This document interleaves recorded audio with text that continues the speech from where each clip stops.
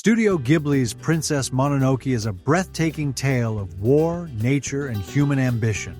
At the center of this conflict is Lady Eboshi, the formidable leader of Irontown who wages battle against the forest and its spirits. She cuts down trees, hunts sacred beings, and refuses to make peace with the gods of the wild.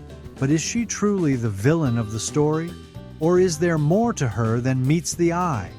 Let's delve into the complex character of Lady Eboshi and uncover the truth behind her role in Princess Mononoke. Welcome to Ghibli Theory, where we explore the hidden meanings, intricate theories, and fascinating worlds within Studio Ghibli films and beyond. Whether unraveling the mysteries behind beloved classics or diving deep into the minds of legendary creators like Hayao Miyazaki, this channel is your go-to space for uncovering the layers beneath the surface of your favorite animated stories.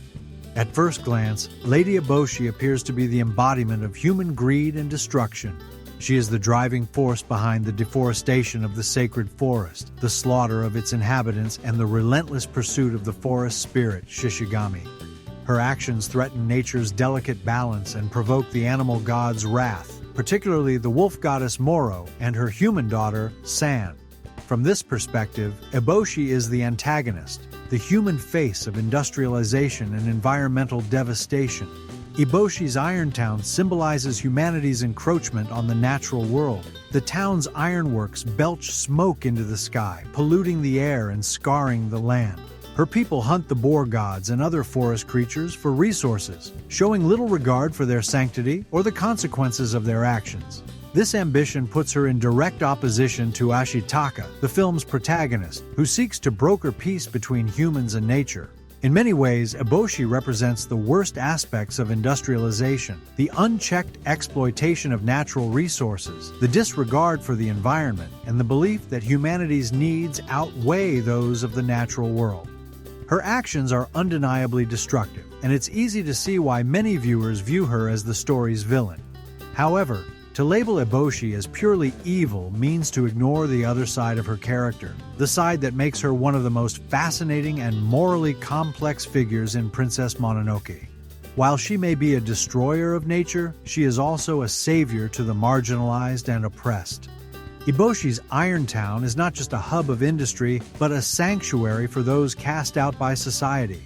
Eboshi empowers women, giving them roles as workers, warriors, and leaders in a patriarchal world. The women of Irontown are not relegated to traditional gender roles. They work in the ironworks, operate firearms, and defend the town with courage and skill. Eboshi also takes in lepers, treating them with dignity and respect, and provides a home for former prostitutes, offering them a chance at a new life. For them, Eboshi is not a villain but a hero. A leader who has given them purpose, independence, and a sense of belonging. This duality is central to Eboshi's character. She is both a destroyer and a creator, a force of destruction and a beacon of hope. Her actions are driven by a belief in human progress, and the idea that humanity's survival depends on its ability to dominate and shape the world. This belief puts her at odds with the natural world. However, it also makes her a champion of the downtrodden and the disenfranchised. The central conflict of Princess Mononoke is not a simple battle between good and evil, but a clash between two worldviews: progress and tradition. Eboshi represents progress, the belief that humanity's survival and prosperity depend on its ability to harness and control the natural world. On the other hand, the forest spirit represents tradition, the ancient balance between humans and nature that has existed for millennia. Eboshi's actions are driven by a desire to protect and lead her people to a better life. She sees the forest as a resource to be exploited, not a sacred entity to be revered. Her belief in progress is not born out of malice, but out of necessity. In a world where survival is a constant struggle, Eboshi believes humanity must do what is necessary to thrive, even though that may consequently destroy nature around it. This belief puts her in direct conflict with the animal gods and the forces of nature, but it also makes her a compelling leader and sympathetic character.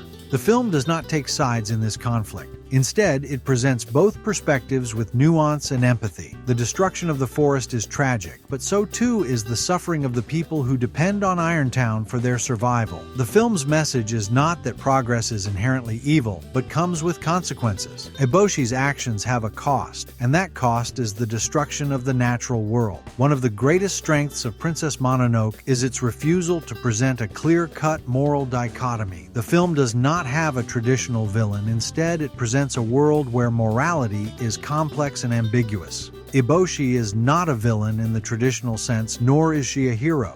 She is a deeply flawed but ultimately human character, driven by a mix of compassion, ambition, and necessity. The film challenges viewers to grapple with difficult questions about the relationship between humanity and nature, the cost of progress, and the complexity of morality. It does not offer easy answers, but instead invites viewers to consider the perspectives of all its characters, even those who seem to be antagonists. So, is Lady Eboshi the villain of Princess Mononoke? The answer is neither. She is a destroyer of nature, a relentless pursuer of progress, and a threat to the balance of the natural world. But she is also a savior to the marginalized, a leader who empowers the oppressed, and a product of a world where survival requires difficult choices. Eboshi's character is a reflection of the film's central theme, the complexity of the relationship between humanity and nature. She is not a simple antagonist, but a deeply human character, flawed and multifaceted. Her actions have consequences, but they are also driven by a genuine belief in the value of human life and the necessity of progress. In the end, Princess Mononoke is not a story about good versus evil,